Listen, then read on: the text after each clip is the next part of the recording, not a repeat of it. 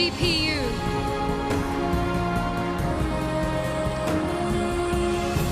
I want to tell you all a phenomenal story. A story of a people who rose up against injustice. A story of a people who rose up against injustice so that you and I can live a dignified existence. This is the story of Rابعه.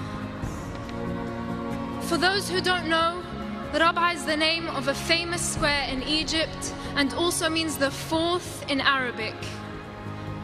And Rابعه, brothers and sisters, is where our story begins. On the 3rd of July 2013, Egyptians woke up to the shocking news that a military coup had taken place in their beloved country. A coup overthrowing Egypt's first democratically elected Egyptian civilian president. The same coup that shut down various channels that existed to show the other opinion, that existed to show the real face of a military coup. A military coup throwing Egypt back decades away from its newfound democracy.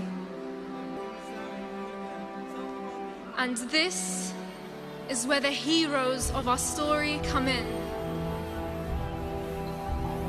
Egyptians from all walks of life risked their lives and decided that enough was enough. They gathered peacefully in the Rāb'a square and in all the cities and squares of Egypt for over 48 days. Why? Because they believed in freedom, they believed in democracy, and they believed in justice. Rāb'a was a spectacular example of peace and unity. I want you to imagine doctors, sheikhs, students, women, men and children just like you and I protesting every day under the blistering Egyptian sun. Their stomachs rumbling with a long day's fast through the whole month of Ramadan. Their feet aching, throats parched from chanting, their voices hoarse, but above all, with a dignified smile on their faces. Because they were standing up for the truth. Because they believed in a better tomorrow.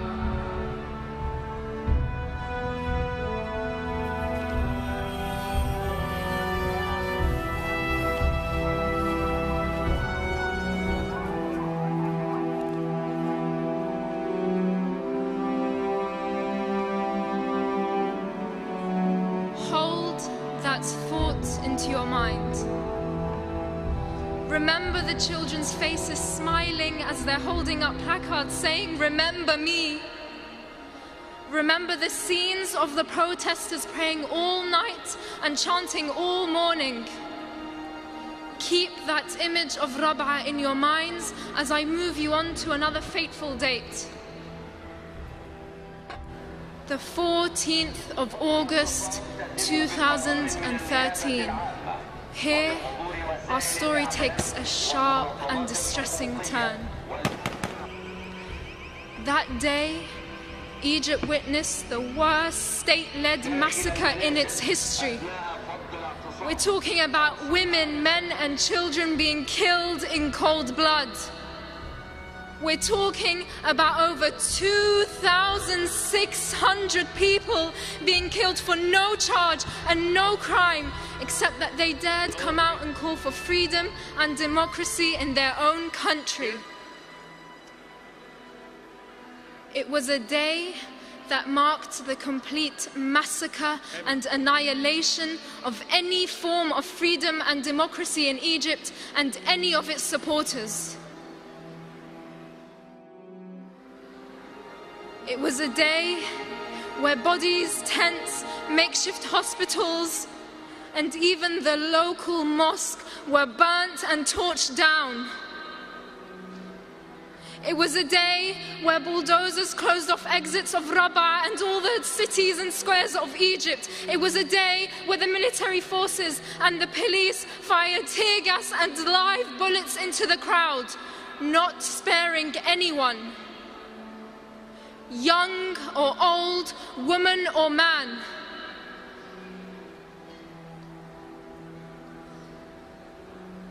I want you to imagine a student who always came first in their class, who always kept Egypt's minds in their future, waking up for another day of protest, kissing their parents, brothers and sisters goodbye, not knowing it would be for the very last time.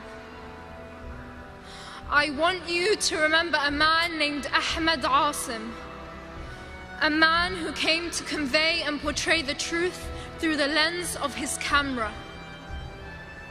The camera that filmed his own death. I want you to feel the despair his family had felt, to replay and replay and replay his last video, wondering and asking why and what he'd done to be killed. I want you to feel the pain of the oldest grandfather who slept on Egypt's tarmac and used the pavement as his pillow, standing up to protest. Why?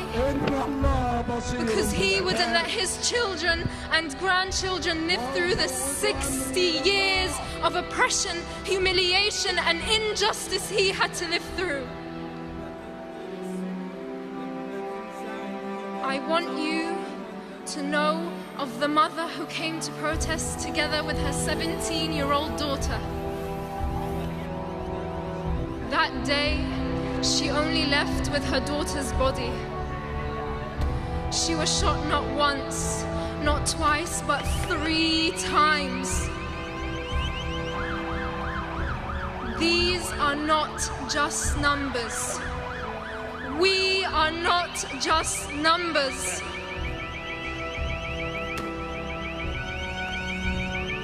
Our story does not end here. You can change that ending. Our heroes did not stop asking for their rights while the military continues to violate human rights daily. Our heroes did not stop protesting peacefully and will not stop protesting peacefully until democracy is restored and until the revolution that inspired the world is reclaimed.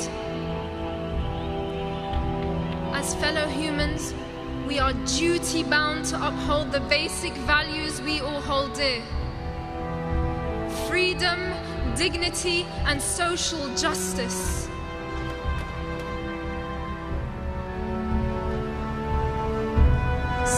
I urge you to write to your local MPs, attend demonstrations, and raise awareness in your schools and universities.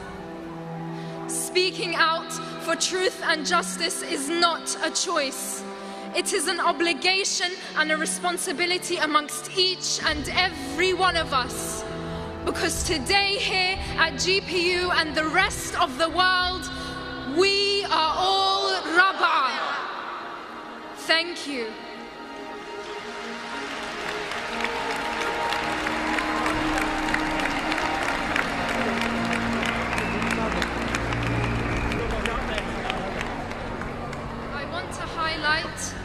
That today marks 100 days after the Rابعه massacre.